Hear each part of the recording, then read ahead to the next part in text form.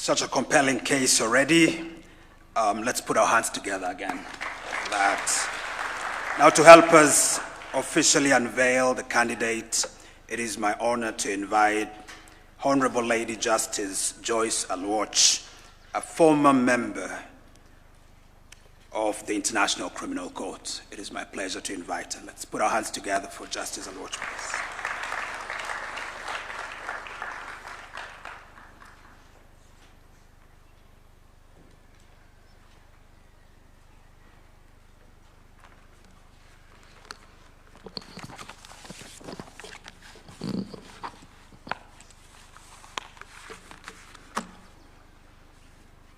Your Excellency, President of the Republic of Kenya, I'm just trying to catch your eye. Thank you, Your Excellency. I was trying to catch your eye.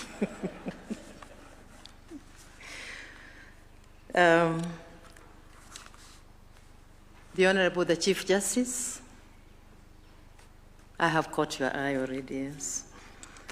The Republic, the Chief Justice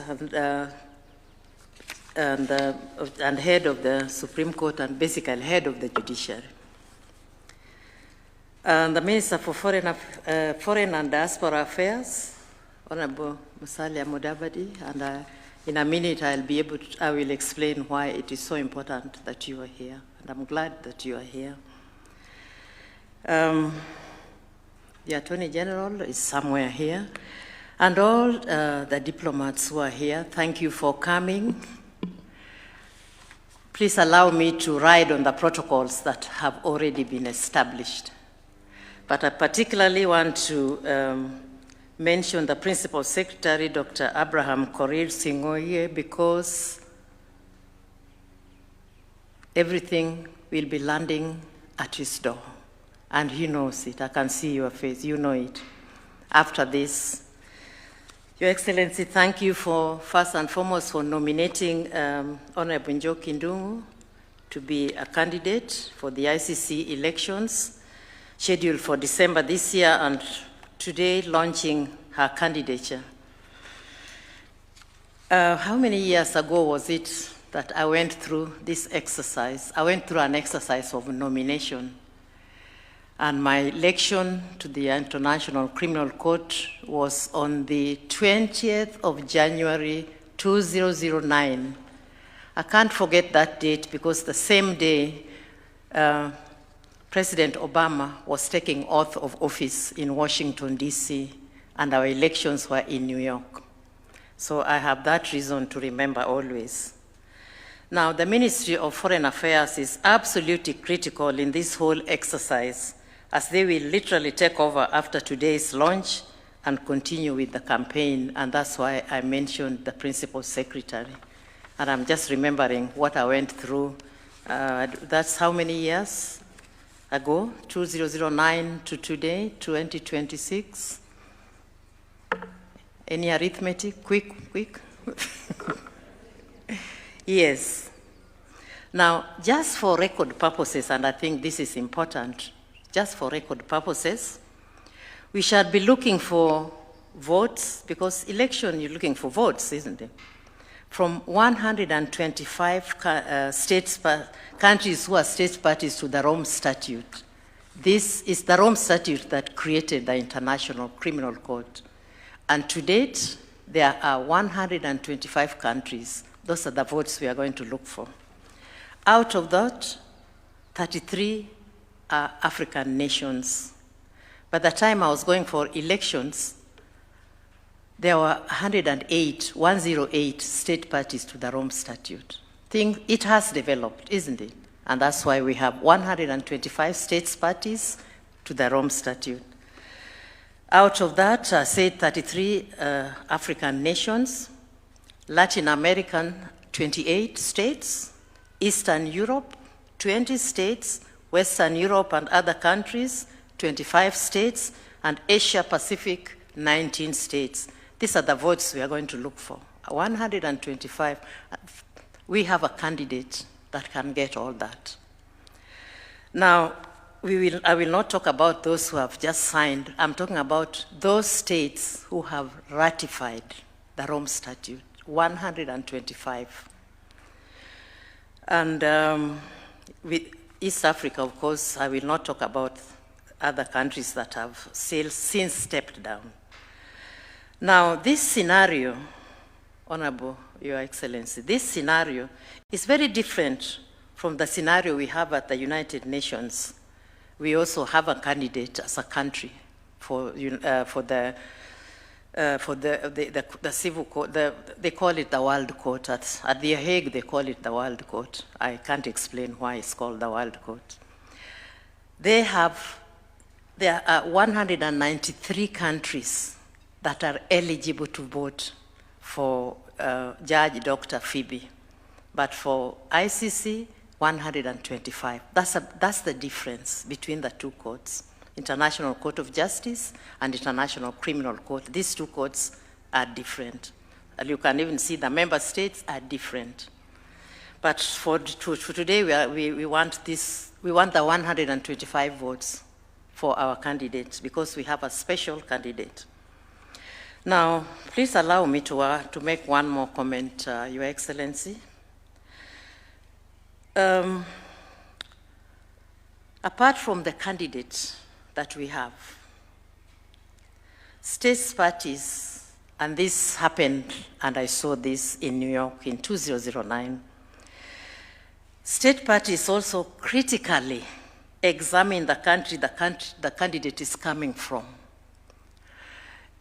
In New York, there's a big hall like this one, and different embassies sit with their candidate in that corner, that corner, that corner, that corner, different corners.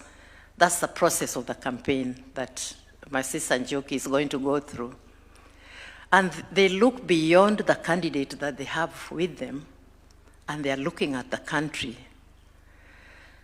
Fortunately, by the time that first and foremost, Your Excellency, the successful African Forum Summit that has just ended, that's a big plus for our candidate. Very big plus. Thank you. And as we move forward, there will be, because that time, the only person who is probably with the candidate at that time, if I recall, is the ambassador, or if the ambassador is not there for the day, it will be the legal officer from the mission, the Kenya Embassy, Kenya mission. And at that time, whoever was with me all the time, she's now the ambassador in Germany, Kenya's ambassador in Germany. At the time, she was the legal officer in the embassy. Now, Your Excellency, because they are going to begin looking beyond the candidate and beginning to say, okay, you are a candidate, we have seen your profile, but A, B, C, D, how can we trust you? Your country is doing A, B, C, D. So it is important, Your Excellency,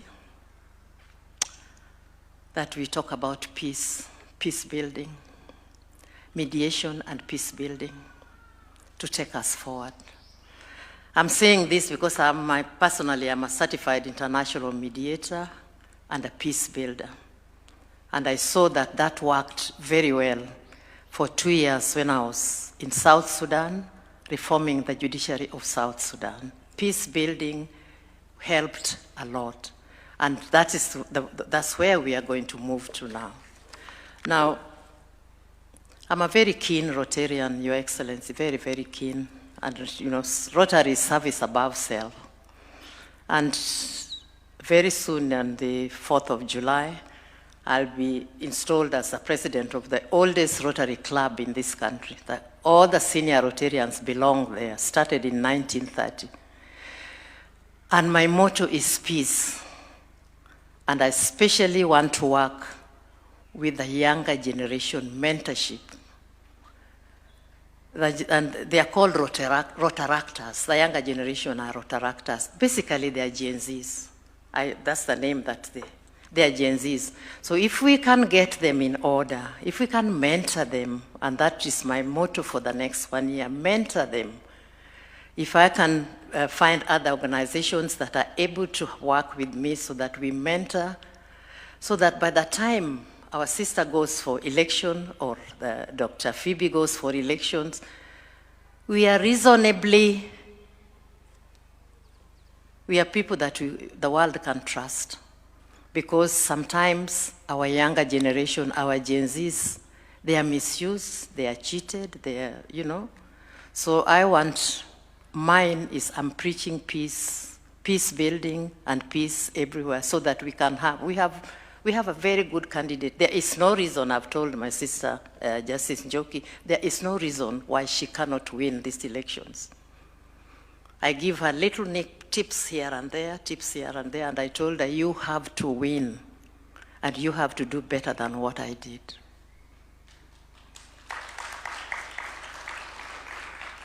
Thank you, Your Excellency, and I just sincerely hope that I will manage from 4th of July moving forward, I will manage to mentor the younger generation, Rotaractors. And once we mentor Rotaractors, they are going to mentor other young people so that we have peace in the country. We need peace everywhere, every day. Thank you very much.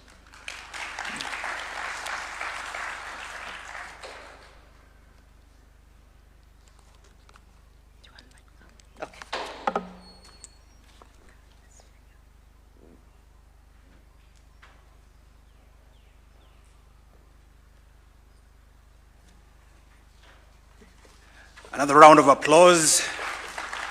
The theme clearly of Justice Aluot's conversation has been around structuring this campaign to reach those states parties in the most efficient manner. Now my pleasure it is to invite the candidate. Let's put our hands together as she steps in, escorted by the Honorable Attorney General of the Republic. Come up on stage.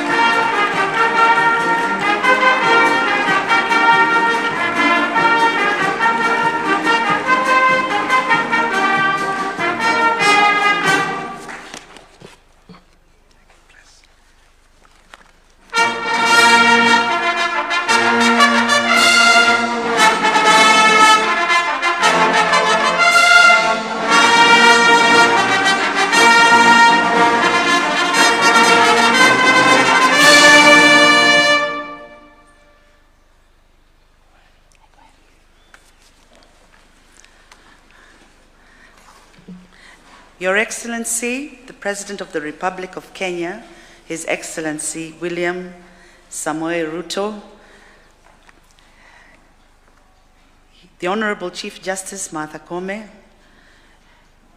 the Honorable Speaker, the Honorable Prime Cabinet Secretary, Cabinet Secretaries, Principal Secretaries present, the Honorable CRJ, distinguished ambassadors, members of the diplomatic corps, esteemed guests, ladies and gentlemen. I am honored by the confidence of the government of Kenya that has placed in me by nominating and supporting my candidature for the election of Judge of the International Criminal Court for the year 2027 to 2036. I accept this endorsement with humility and gratitude. Proud to do so as a Kenyan who has dedicated her professional life to the service of justice and the rule of law and the protection of human dignity. I am deeply grateful to His Excellency President William Ruto for his decisive leadership in advancing my candidature and personally introducing me to more presidents than I am sure I will ever meet, more heads of state, in order to secure support ahead of the ICC election in December. I equally acknowledge the Prime Cabinet Secretary, Honorable Musalia Mudavadi, whose unwavering support, together with the diligence of his Permanent Secretary, Dr. Korir Sing'oei, they have both been instrumental in this journey. I owe a special debt of gratitude to the Chief Justice, Martha Koome, whose confidence in my ability to serve, Her mentorship and her encouragement for me to seek higher office has always been invaluable. The same gratitude I wish to extend to my elder sister, Ambassador Ida Odinga, and to Justice Joyce Aloch for ever encouraging me in my career development and personal life. As you are aware, the International Criminal Court was established to adjudicate the gravest of crimes under international criminal law and possibly act as a deterrent against these crimes. Yet, the geopolitical challenges of today continue to test its mandate. The world is still witnessing systematic violations of human rights, crimes against humanity, and conflicts that destabilize societies. Faced with these realities, the International Criminal Court requires judges that fiercely defend judicial independence to ensure that the court is not used as a political theater, but remains firmly anchored in the Rome Statute. Ladies and gentlemen, my candidacy is anchored in five values, which I believe define the character of a judge of the International Criminal Court, and which is critical at this moment in time. These are courage, pragmatism, efficiency, victim-centered justice, and for a judge from Africa, the ability to bring Africa-focused jurisprudence. Courage as a judicial value is indispensable, and judges of the ICC currently have faced direct threats, political pressure, and even sanctions. Therefore, courage is the quality that enables the judges to uphold the law, to resist external pressure, and to defend the court's integrity against attempts to transform the court into an instrument of politics. I believe my own career demonstrates this quality in courage. In the Supreme Court, I have issued detailed dissenting opinions in high-profile constitutional and electoral cases, standing firm on principle. These dissents have been widely discussed in legal scholarship and public discourse for their emphasis on constitutional interpretation and the protection of human rights. Beyond the bench, my past work as a legislator required a courage of a different kind, finding ways to deal with conflict, negotiating across divides, and crafting laws and policies that provide for gender justice, including the Sexual Offences Act, the maternity and paternity benefits, and in the African Union, working on the Maputo Protocol on Women's Rights.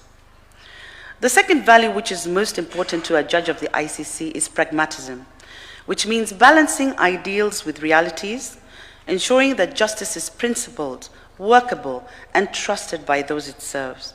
By crafting solutions that respond to specific needs of member states, ensuring accountability, and strengthening domestic institutions so that justice is not perpetually outsourced to the ICC. My career has been shaped by institutions where the law meets life, in civil society, at the African Union, the United Nations, in the National Parliament, at the Pan-African Parliament, at the committee of experts that drafted the Constitution of Kenya, and in the judiciary, where I have learned the importance of being pragmatic. My vision, therefore, for the ICC is about grounding ideals in lived realities, ensuring that the ICC serves not only as a court of last resort, but also as a partner in building resilient national systems of justice, a court that applies legal principles equally across all the regions of the world. Efficiency, ladies and gentlemen, is the third characteristic vital for a judge of the ICC, and it means more than case management. It means integrating modern systems, streamlining investigations, accelerating hearings, and to reduce the time victims have to wait for justice. As a former criminal prosecutor, working under the Director of Public Prosecutions in the AG's office, and as a judge of a collegial court, I have worked to ensure consistency in the application of rules, to run a court effectively, and to manage hearings in a way that prevents delays. This experience has taught me that efficiency is about structure, discipline, and foresight, and it is this experience that I will also bring to the ICC. Victims are at the core of international criminal justice, and true justice must go beyond punishing perpetrators to restoring dignity. A victim-centered approach requires institutions that are safe, inclusive, and responsive, places where survivors can participate meaningfully, having their voices heard and see their rights protected. Equality of the law must be matched by equality in access to justice, ensuring that the victims are not sidelined by procedure or delay. My professional journey has always been victim-centered. At the United Nations High Commissioner for Refugees, I work directly with refugees and asylum seekers and displaced communities whose lives had been shattered by conflict.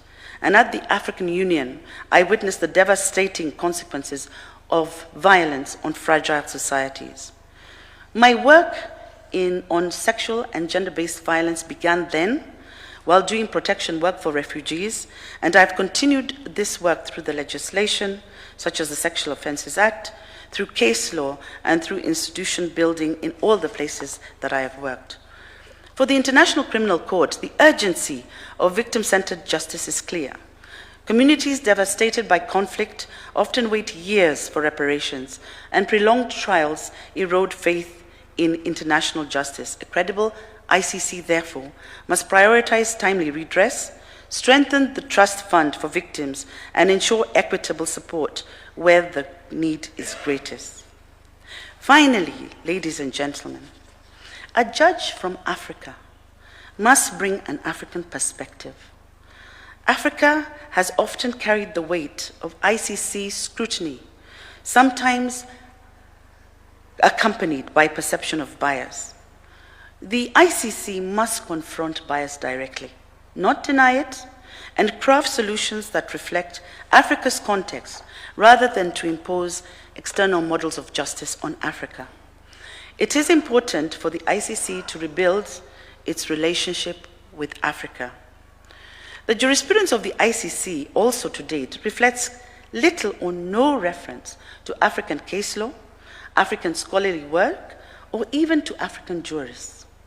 It is important that Africa's legal experiences be embedded in the case law and jurisprudence of the International Criminal Court. And this I will do. The elections for Judge of ICC, for which I seek your support, is scheduled for December 2026, where state parties will elect 6 judges from all over the world. If I am elected, then Kenya will bring to the court a deep respect for judicial independence, a firm belief in procedural fairness, and a pragmatic understanding of how justice must function in practice. Excellences, ce serait pour moi un immense honneur de contribuer à la promotion de la paix, de la justice, de l'état de droit, enseignant comme juge à la Cour pénale internationale. Je vous remercie sincèrement pour votre confiance et votre considération. I thank you all. Asanteni sana.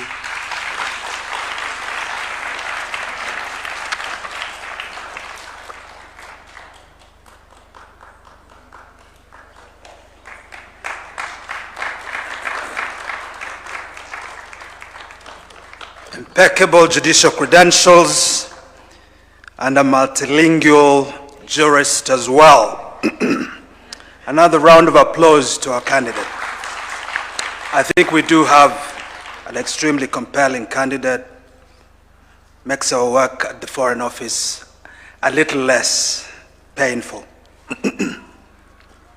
Indeed, Your Excellency, allow me now to invite 2 comments, very brief comments. First, the candidate has requested that a leader, one of the leaders of the women movement, speaks briefly. And I will be ushering in Daisy Amdani to do that. I will then request the chairperson of the Senior Council Committee, Mr. Philip Mugo, Senior Counsel, to speak before we usher in the Chief Justice. Daisy, please.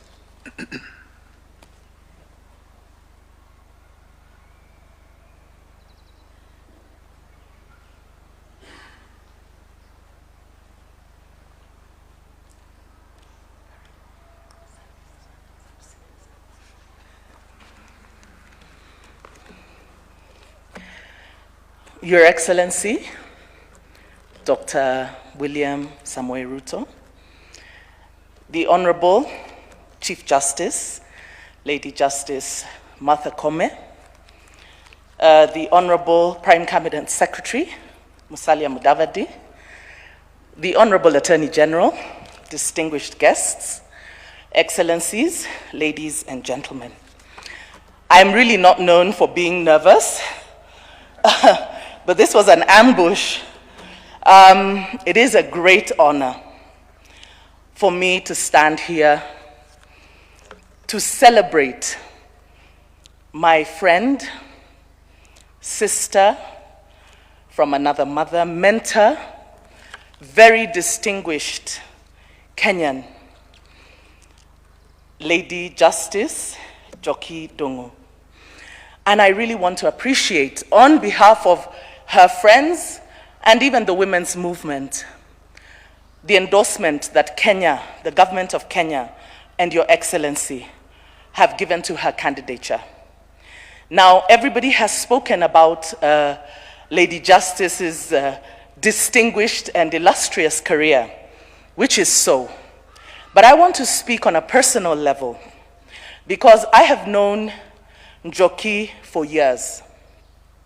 We have come a long way from our girlhood, let's say girlhood, from those days. And I have watched her from when she was a state council. And I will say this about her. And this is not flattery. This is really about the person that we are here to celebrate her candidature. Njoki is a person of courage and conviction. She is not afraid to take a stand when a stand needs to be taken. I recall even when she was state council, she had the audacity to actually take a stand against a particular view, which got her into quite a bit of trouble. But she said that it was against the administration of justice. Njoki Ndungu, as she has climbed, I will tell you that she is also a very strategic thinker and organizer. When she was a member of parliament and working on the Sexual Offences Act, it took a lot of convincing because there was a lot of resistance. The male members of parliament, I remember even one of them said, because at that time Jacob Zuma was being tried in South Africa for sex crime, and they said this is the law that they want to bring so that they can take us the Zuma way. And so Njoki helped devise a strategy, called in civil society, and devised a strategy, mapping, identifying the resistance, and adopting a message. And we adopted members of parliament. She got some of the most conservative men to be the ones to support the sexual offences bill at that time, and it passed. And when you think about where we are coming from and the traditional character, you understand that it took a lot of strategy to be able to pull that off. As Njoki has risen through the ranks, she has not become too big to engage. I will tell you that even as a Supreme Court judge, as civil society, when we have needed assistance, there was a time that there was a proposal to lower the age of sexual consent from 18 to 16 years old. And there was panic about what that entailed and what that meant for women and girls in Kenya. Njoki was happy to support us. She took off her robes and she would come to the office and sit. I remember the first day that she came to the office, the guards were very shocked. They said, "Is that Supreme Court judge?" Because sometimes you engage with people and they become, you know, talk to my PA, you know, but not Njoki. She's a woman of courage and conviction. I have heard her commitments and I've read them about bringing Africa's perspective to the ICC.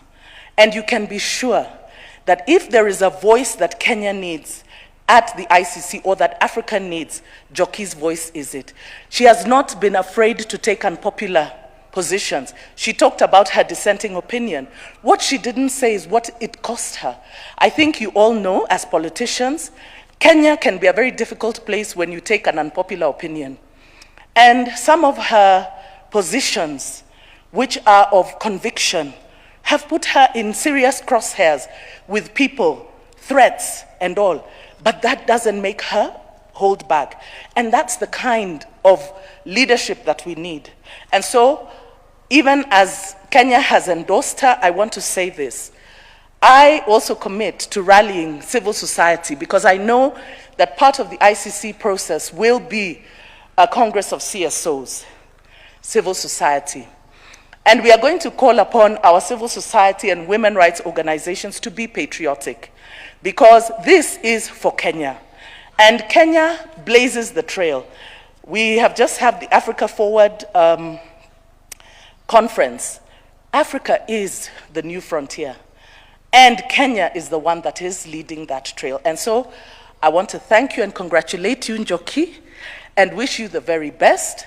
And to remind you this one thing, and I say this to you and to all of us.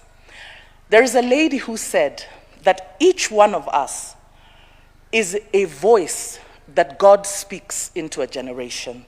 Meaning that each one of us carries a certain mandate that only we can execute in this lifetime. And Njoki, with your work, even with the sexual offenses bill, you know, you opened a whole world of other engagement. Today, women are seen, women are heard. Survivors, sexual and gender-based survivors are seen and they are heard. They are not ignored. Our government hears, we have judicial processes for voices that were silent before. I believe you are a voice, a very clear voice that needs to speak now on the international stage. And so we will pray for the favor of Yahweh. I like the prayer that you prayed. Indeed, except Yahweh builds a house, they labor in vain that build it. You have a serious political organizer supporting you because, Mr. President, you have never lost an election and we don't plan to lose this one. So you must make sure we don't lose this one. We are firmly behind you. I would be remiss if I do not say on their side, Mr. President, the women of Kenya still have a date with you. We are still waiting for the 2/3 law.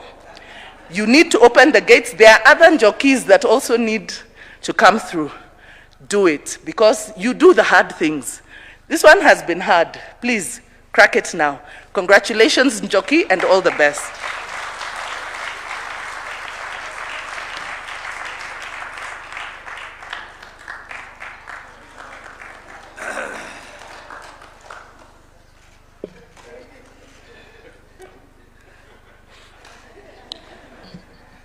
It's for a good reason, Your Excellency, that it takes a while to give a mic to somebody like Daisy Amdani, but certainly it was extremely timely. Senior Counsel Philip Mugo, you have the floor, sir, please.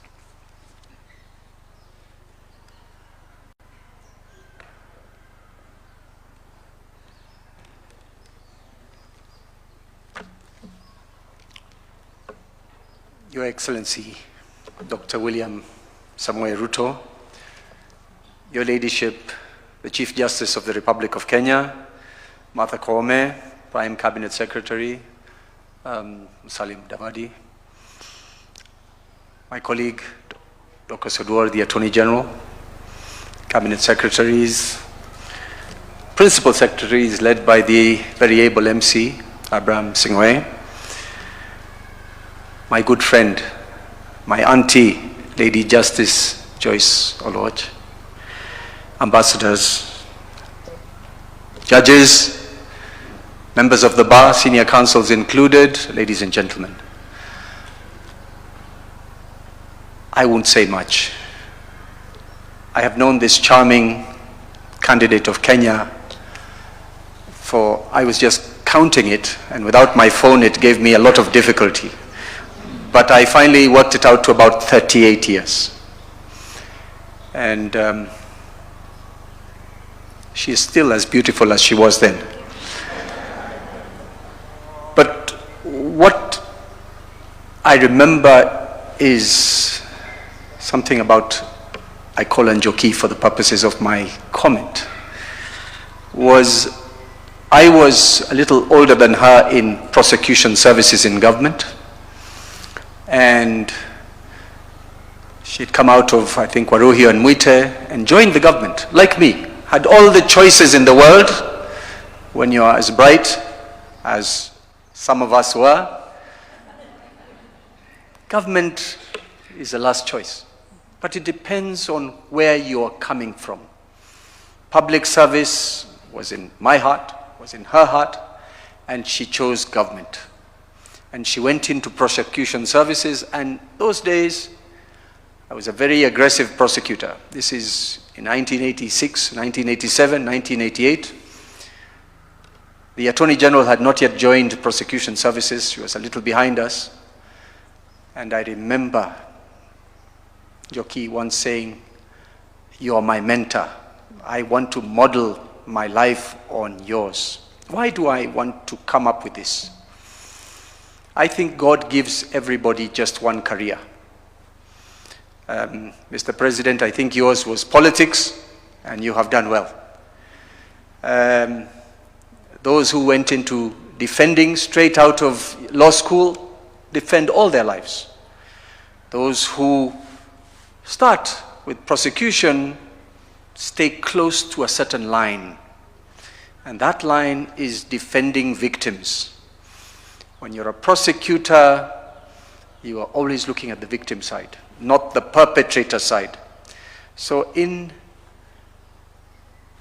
Justice Njoki's line, I see everything that has been said about her. What she said about herself, what she says was her career line.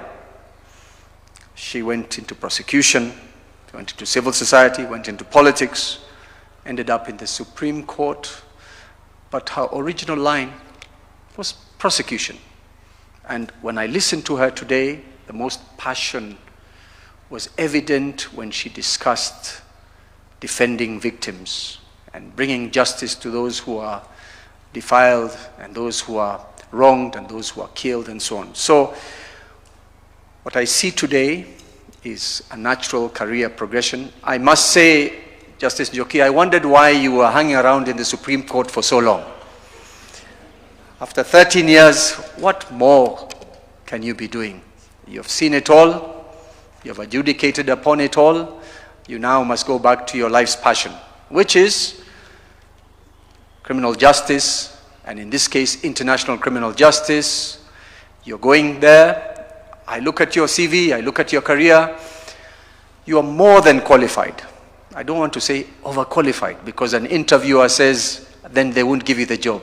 You are more than qualified. On our part, and I speak today on behalf of not only the Senior Counsel Bar that I chair, but on behalf of the legal fraternity, Law Society included, we fully endorse, we fully support your candidature. I listened to Lady Justice Oluoch talk about sometimes the loneliness of a candidate. In those days, perhaps there was not that much in terms of resources to support a candidate. We have seen what President William Ruto's administration does when it supports a candidate. It throws in everything. This is just the start, and on our part, I can tell you, you were escorted by the Attorney General and the Vice Chair of the Senior Counsel Bar, Joyce Majiwa. We offer you some of our seniors, led by Joyce Majiwa, to accompany you on some of your missions to secure support. So, Mr. President, when she says she has friends, make available enough for a ticket or two for friends. When she has a cold, she has to have enough people walking with her and speaking for her. So with that, we just want to assure everybody present, particularly the candidate and the president who is launching and supporting fully your bid, that she comes highly recommended and fully supported. With that, thank you very much.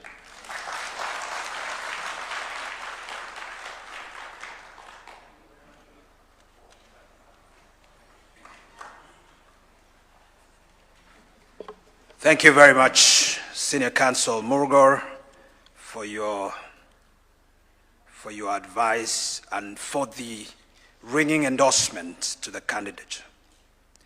It's now my profound honor to welcome the Chief Justice and President of the Supreme Court of the Republic, Honorable Justice Martha Koome. Let's put our hands together.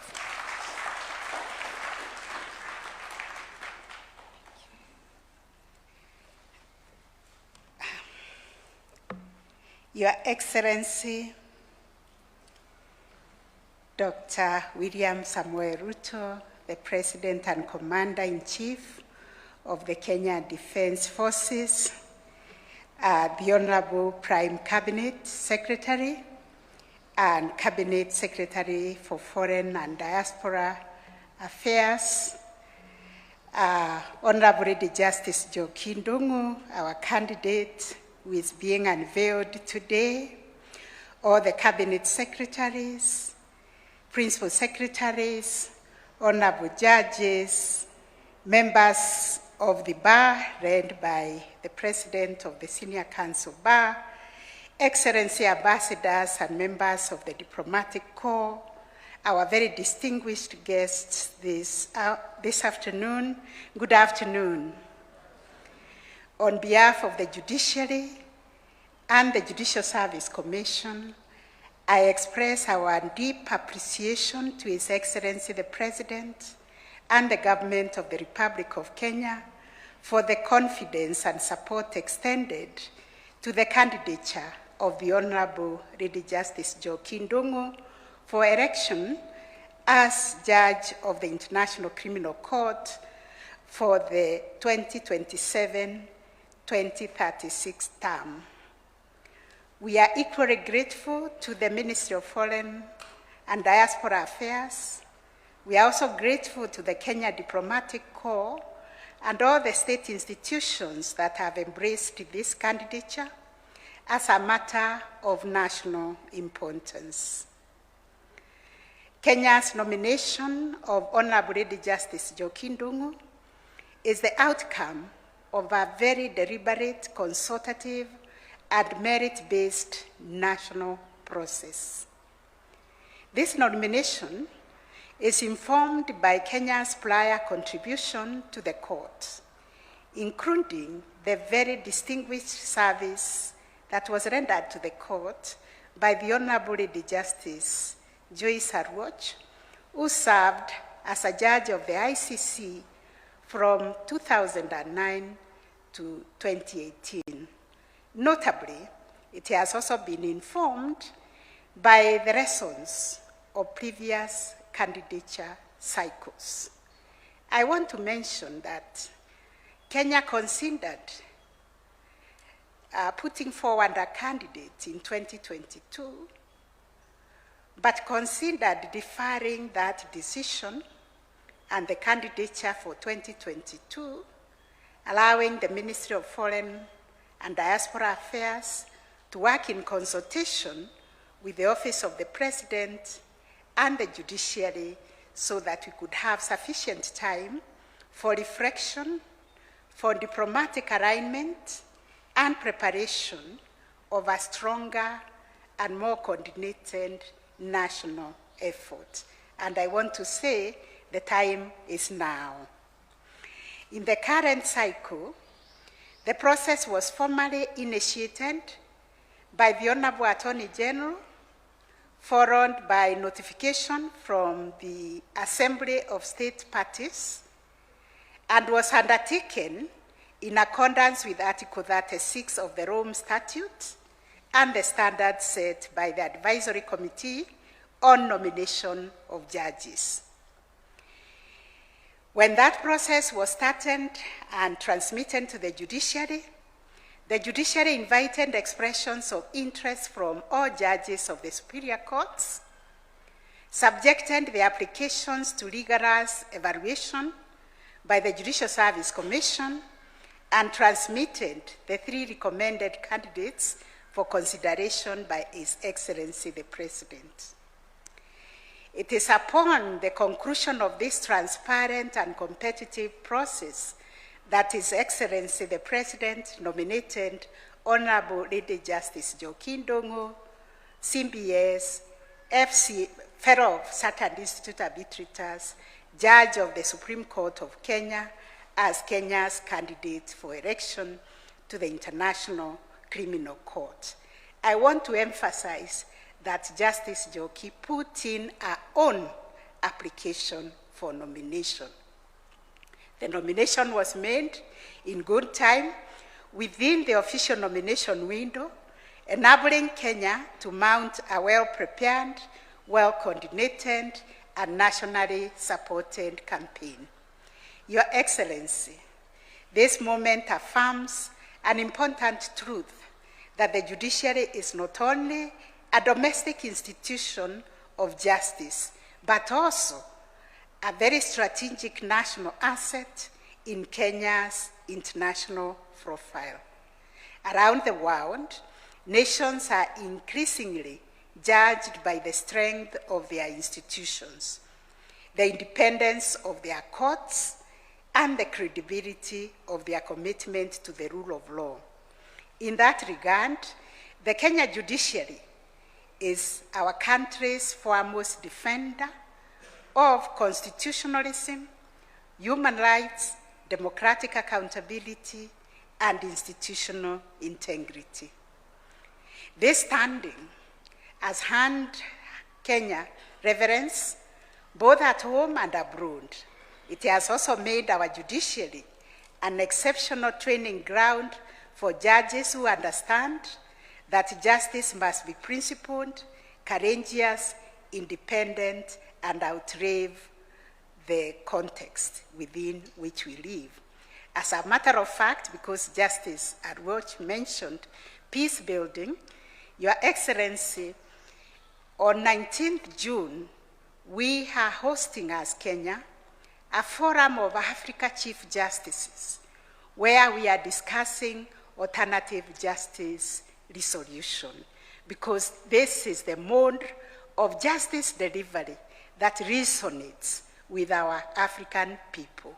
And we are showcasing the work we have done to organize communities into NJS forums, what we call ukumbis, to discuss, and where they have been discussing their problems and resolving problems and building harmony within communities. We are showcasing this to the whole of Africa continent, and Kenya is taking the lead, including profiling our Nairobi Center for Dispute Resolution as a forum where disputes can be resolved instead of the continent traveling to Asia, traveling to Middle East, or traveling to London to resolve disputes. Nairobi is a hub, a center of dispute resolution.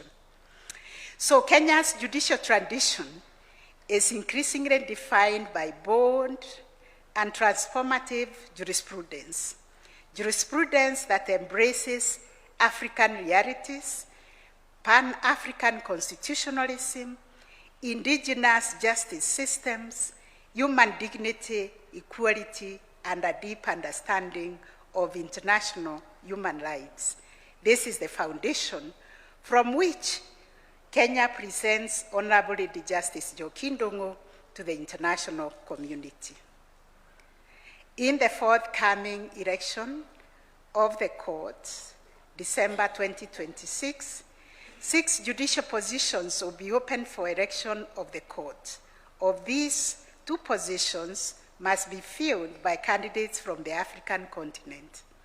This presents an important opportunity for Africa to contribute judicial wisdom, our judicial courage, judicial experience, and legal perspectives that are shaped by constitutional transformation, victim-centered justice, and post-conflict recovery, restorative justice, democratic renewal, and relentless pursuit of accountability. Kenya has consistently, Your Excellency, supported multilateralism, the rule of law, peaceful resolution of disputes, and cooperation with international institutions. We have also invested deeply in building an independent judiciary capable of protecting rights, capable of resolving very complex disputes, and sustaining public confidence in constitutional governance. In diplomatic terms, Your Excellency, Kenya's candidature represents not only a request for support, but a continuation of a long-standing relationship of cooperation, reciprocity, and shared commitment to international criminal justice. Honorable Njoki Ndungu embodies the depth and seriousness of Kenya's judicial tradition. She brings to the candidature experience across prosecution, legislation, constitutional reform, human rights, gender justice, and adjudication at the apex court of very, very complex matters.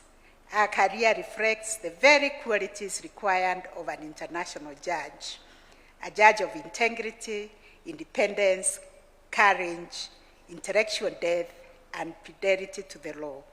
She's a jurist shaped by Kenya's constitutional journey, Africa's legal traditions as she worked at the African Union, and a profound commitment to justice that serves both principle and humanity. With these remarks, Your Excellency, I want to assure you and the people of Kenya and the international community of judiciary's full support in this very important national endeavor.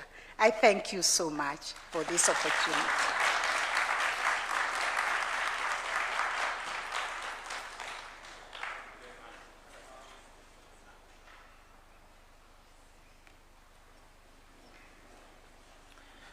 Thank you, Chief Justice, for your remarks. It is now my pleasure, honor, and privilege to invite the Prime Cabinet Secretary to address us, and thereafter to invite His Excellency the President.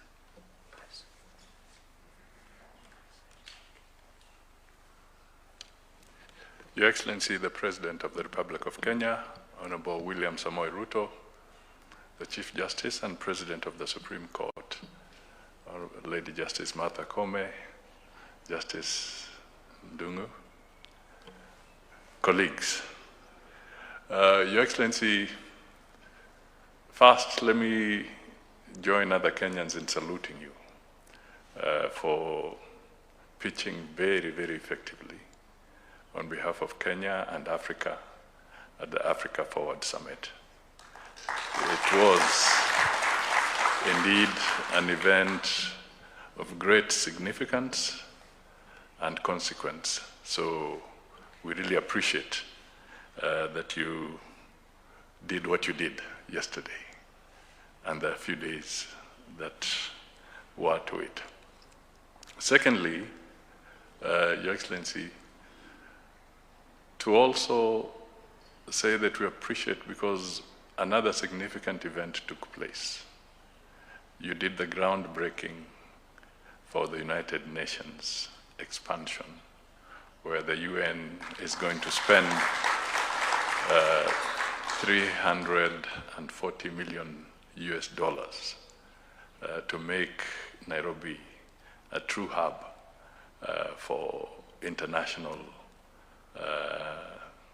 relations in the global south. And on that note, let me acknowledge Ambassador Gary Cornell, who is with us here, former Prime Minister of Haiti, and also one of the top people, and including Madam Ida. Thank you for being with us at this gathering. At the Forward Summit, one of the issues that came up under the peace and security conversation just to pick up from where Justice Aloch mentioned, was the misuse of the veto to suppress matters to do with genocide or victims against humanity and so forth. And this came up as a very, very topical issue. I bring it up because that is exactly where you're headed, Lady Justice. And the President and his colleague Macron chaired the session around this conversation. But now let me very quickly say this. When the President got communication, he was at the forefront in endorsing the nomination. He actually went ahead of bureaucracy and gave us direction and told us it is so decided. So we did what we had to do. We have all signed the cabinet memo because bureaucracy is now chasing the decision. I have signed it as Foreign Affairs. Attorney General has signed, and the Treasury has signed. But I'll not disclose how much we are looking for. That is a separate matter to help this campaign.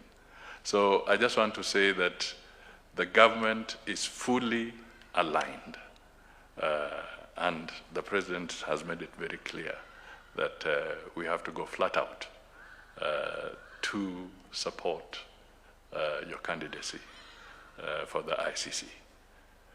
The other thing that I would just want to flag is that I can attest to the fact that His Excellency has already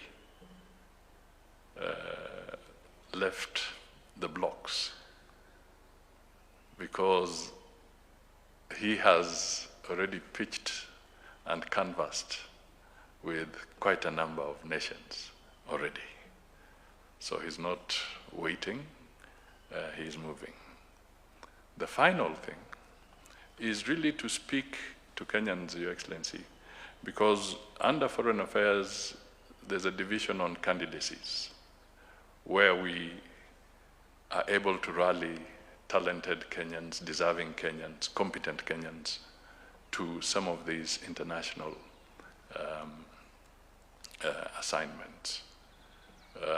It's an important area, but the appeal I really want to make is that when a president endorses a candidate, we need, as a nation, to ensure that we get the signal right. That is now a Kenyan candidate. That is what it symbolizes. And we must divorce that from any local partisan issues. We are going to canvass in one instance 190 plus countries, and in this instance 125. We cannot go there saying, hoye, hoye. It's a different ballgame altogether. And we must be united so that we focus on Kenya as a nation. And his stamp of approval is Kenya's signal. It is not partisan. We should not bring any local sideshows into this campaign. Let us all rally as a nation, because we are seeking something that will make Kenya proud in the international arena. Ladies and gentlemen, I've said enough. It is now my singular honor to ask us to be uprising so that we can invite His Excellency the President to formally launch our candidate, Kenya's candidate. Asante sana, Your Excellency.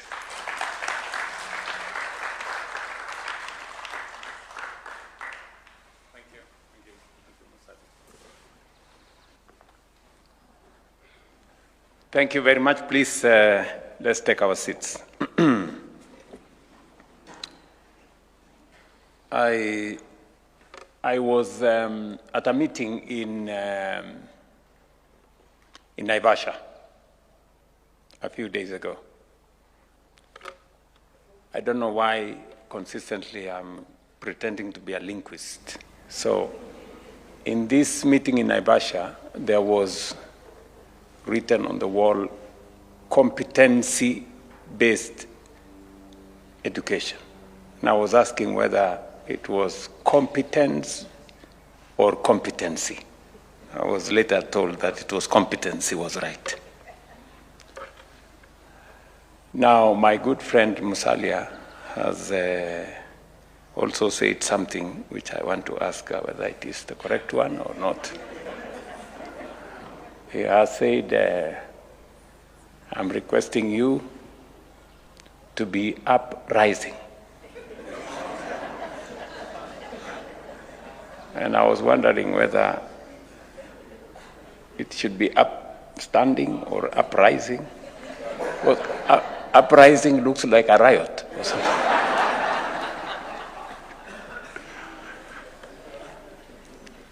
Honorable Mother Kome, Chief Justice and President of the Supreme Court, members of the judiciary, distinguished guests, ladies and gentlemen, today, Kenya stands before the international community not merely to endorse a candidature, but to strengthen the cause of international justice by presenting one of our most accomplished and distinguished jurists, the Honorable Lady Justice Susan Njoki Ndungu, as Kenya's candidate for election as judge of the International Criminal Court for the year 2027-2036 term. In presenting her candidature, we affirm our belief in a rules-based international order, the independence of the judicial institutions, and the universal principle that justice must remain fair, impartial, and accessible to all nations and to all peoples alike. Ladies and gentlemen, the ICC occupies a singular place in the architecture of global justice. It exists because humanity resolved that genocide, crimes against humanity, war crimes, and aggression must never be normalized. It exists because the global community agreed that the gravest crimes known to humankind must never go unanswered simply because perpetrators possess political, military, or economic power. But the authority of such a court ultimately rests on one thing: legitimacy. And legitimacy depends on fairness, adherence to evidence, consistency, universality, and equal application of the law, and unwavering judicial independence. International justice cannot endure if it is perceived as selective or preferential.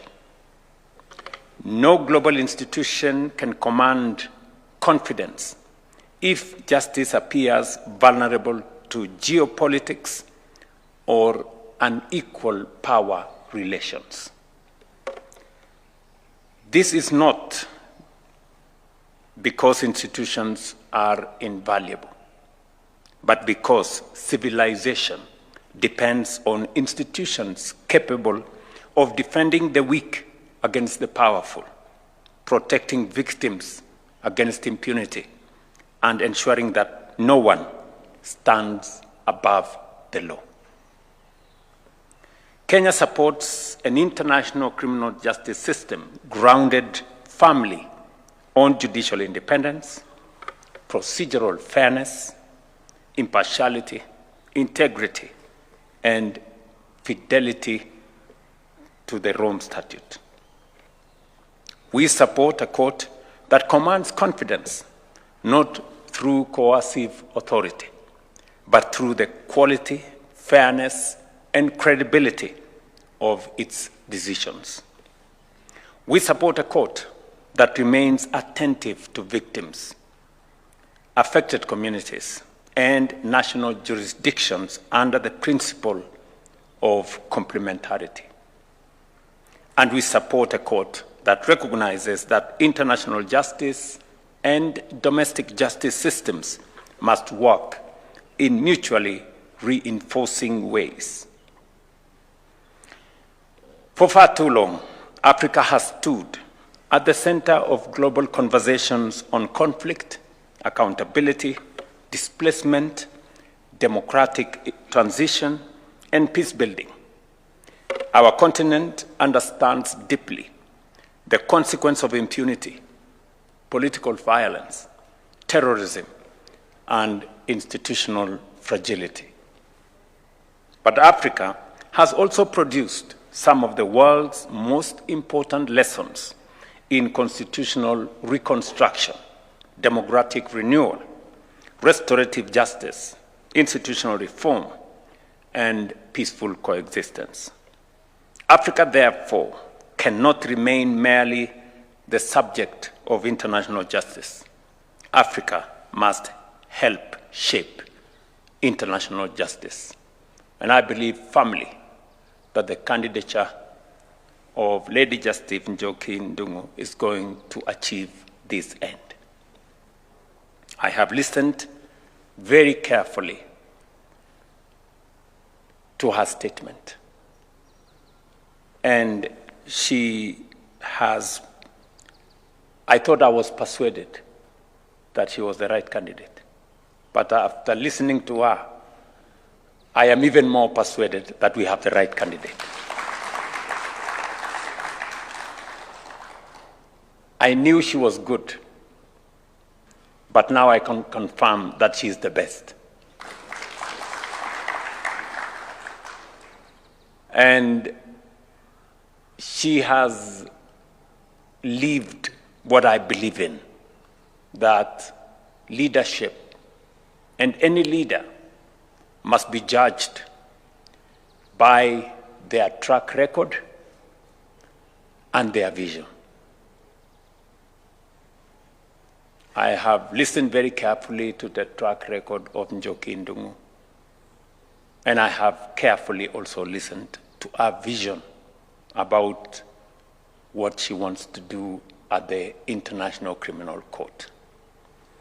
And they are persuasive, coherent, and meaningful.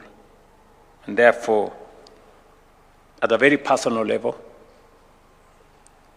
on behalf of the government of Kenya, you have our endorsement, support, and we are going to campaign for you.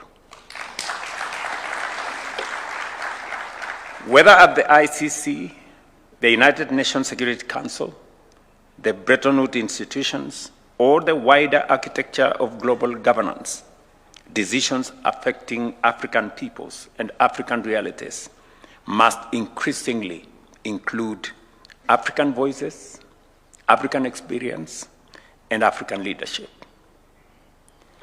The majority of cases before the ICC have involved African situations, African communities, and African victims seeking justice. It is therefore both appropriate and necessary that Africa has strong, principled, and highly qualified representation on that bench. Not to protect the powerful, but to strengthen the legitimacy, universality, and credibility of international justice itself. It is in this context that Kenya proudly presents the candidature of the Honorable Lady Justice Njoki Ndungu, who is not just an accomplished jurist.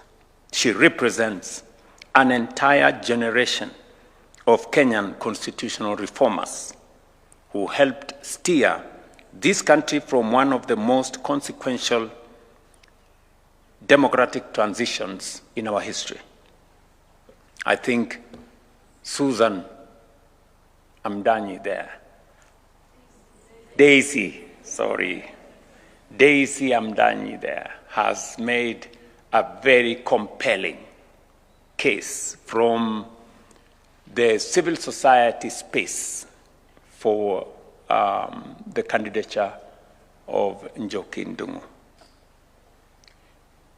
You know how difficult Daisy can be. And sometimes she can become a bully.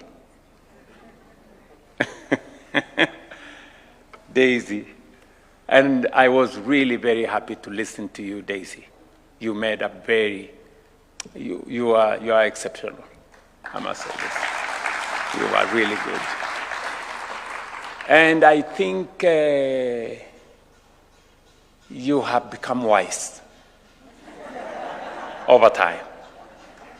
Really, you spoke with a lot of wisdom because you said something very fundamental that I listened to. And you said that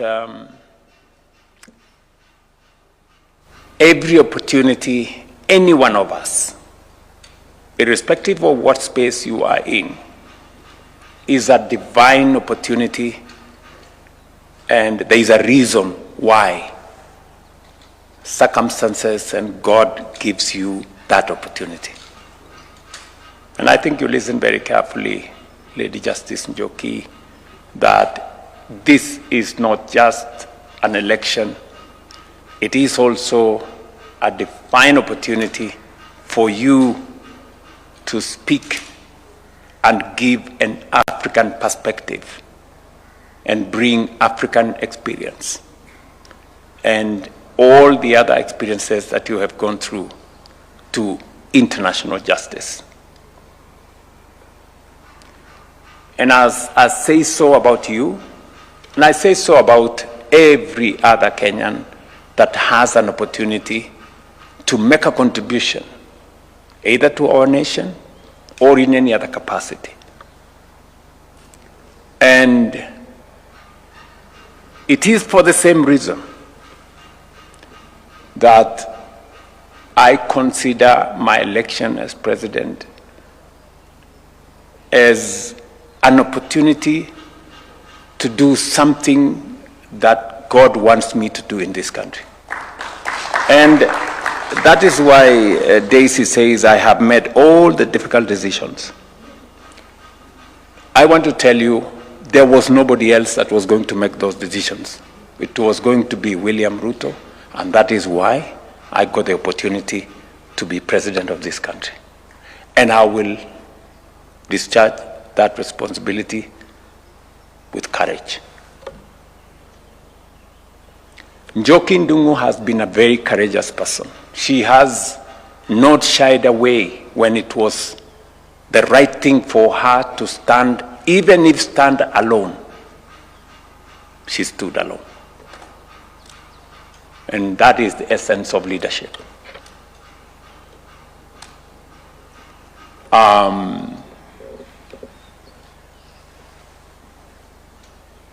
She has asked me, because it's rare, to deliver on the 2/3 gender rule. A very difficult assignment. She knows it, because it involves all manner of people, different institutions, and all that. But I will do my best. I still want to assure you that I will do my best.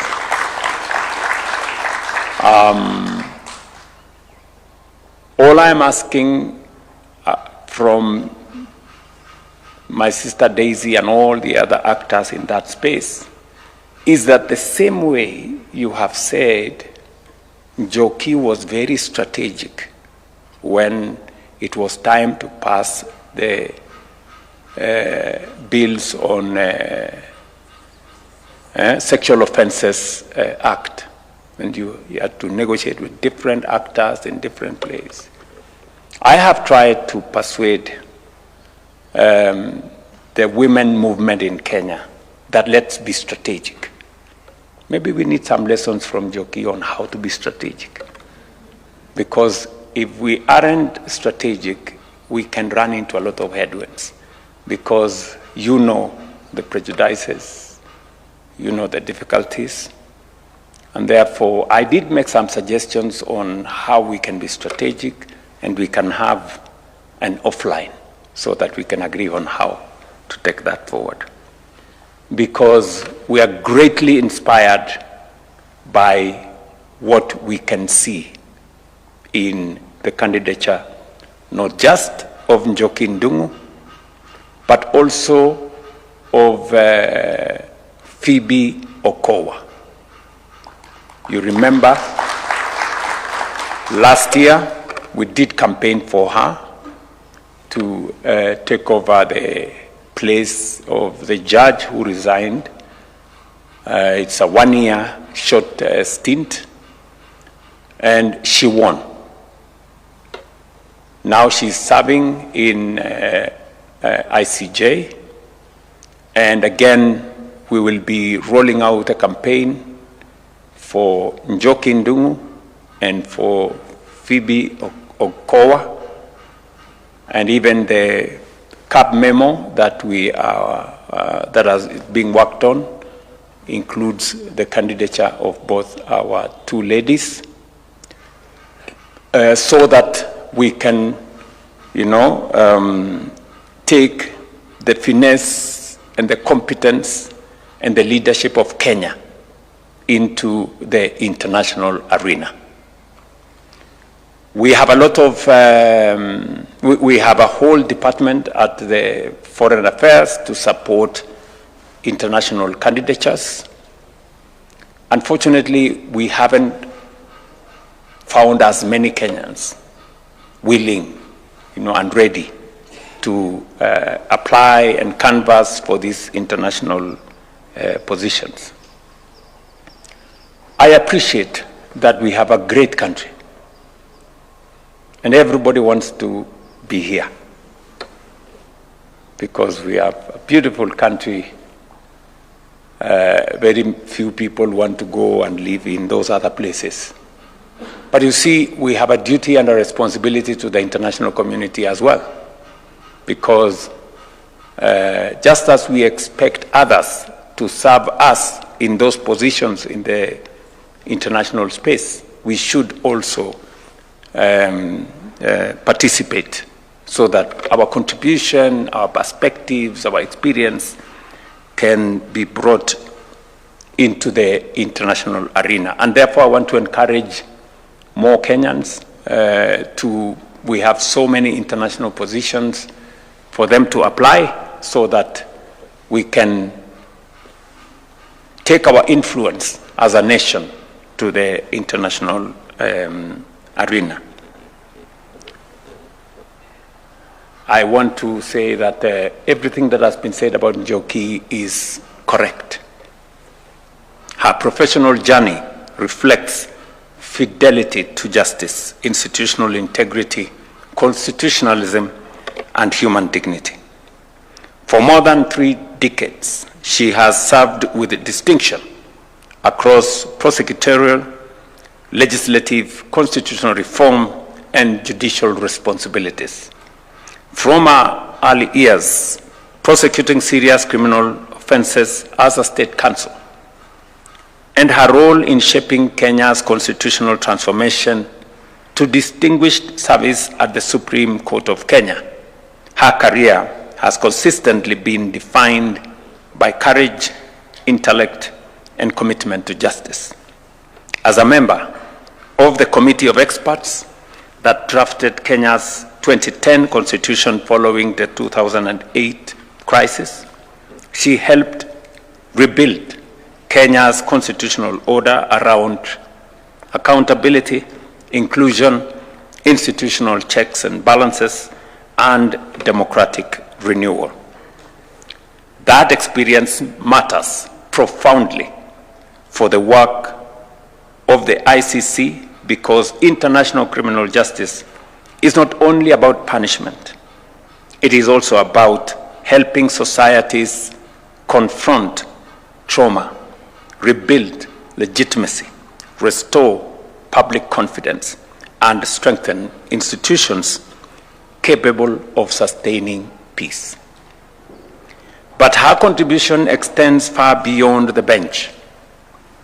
As a legislator, she led transformative reforms, as we have been told here, on sexual and gender-based violence, including the enactment of Kenya's Sexual Offences Act in 2006. She also contributed to the development of the Maputo Protocol, one of Africa's most consequential human rights instruments for the protection of women's dignity and rights. These experiences have given her a deep appreciation of survivor-centered justice, accountability for gender-based crimes, and protection of vulnerable populations in conflict and post-conflict settings. Kenya, therefore, presents to the international community not simply a candidate with technical legal competence, but a jurist shaped by Africa's constitutional struggles, democratic transitions, human rights movements, and the experience of institutional rebuilding. Let me say one more thing. Njoki, early this year, when this opportunity arose, Justice Njoki, together with other distinguished Kenyan jurists, presented themselves for a competitive nomination process, as we have been told by the Lady Chief Justice. Under the Rome Statute, individuals do not simply present themselves for the ICC bench. Their country must believe in them enough to sponsor and field their candidature. Kenya reviewed her record, reflected on her many years of distinguished service in the legislature, in the Attorney General's office, in the Supreme Court, and considered her lifelong contribution to constitutionalism, gender justice, the protection of the vulnerable, and many other of her contribution. Without hesitation, I concluded that she is exceptionally well suited for this important international responsibility. This is Justice Njoki Ndungu's aspiration and calling.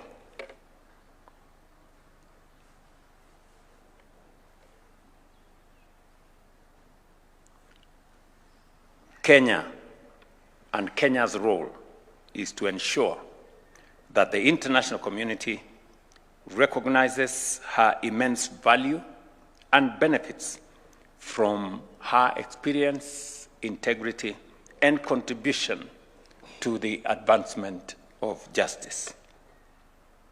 And I am very proudly here to not only endorse her candidature, but to also rally the government of Kenya and all our institutions to support her candidature, that of Phoebe Okowa, and to ask all of us, as has been said here ably, that this is not about a person, this is about a nation.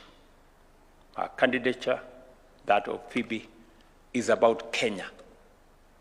It's not about her, it's not about the next person, William Ruto or the other people, it's about all of us. And therefore, there are moments when we stand together as a nation, irrespective of all other considerations. This is one such moment that we must stand together. There are moments when it is about Kenya. And when it's about Kenya, it's about us. It's about each and every one of us. I was very, very proud about Kenya being able to host serious international engagements.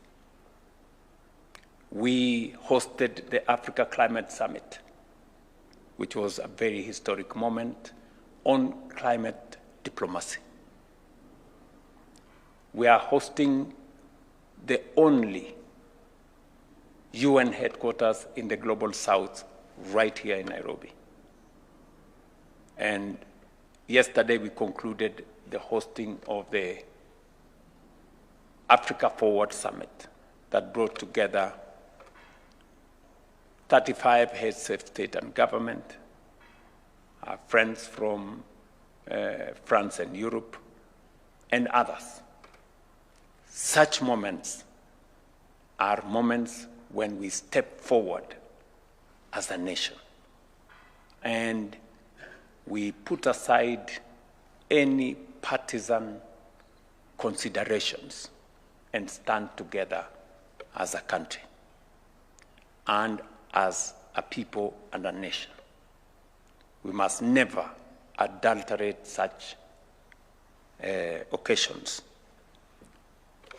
We need to stand together, and it is therefore my singular honor, on behalf of the Republic of Kenya, to respectfully invite state parties to the Rome Statute to support the candidature of Honorable Lady Justice Njoki Ndungu for election as judge of the International Criminal Court 2027-2036. I thank you.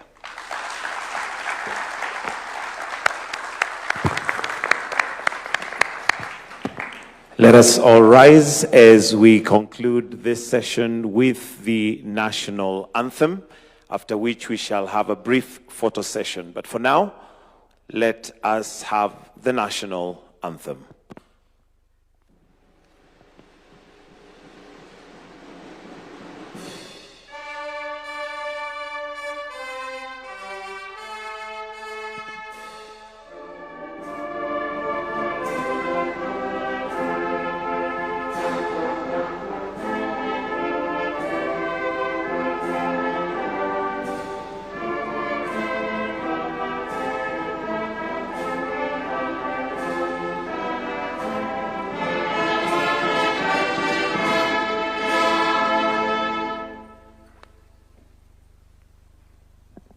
Thank you. Your Excellency, we seek your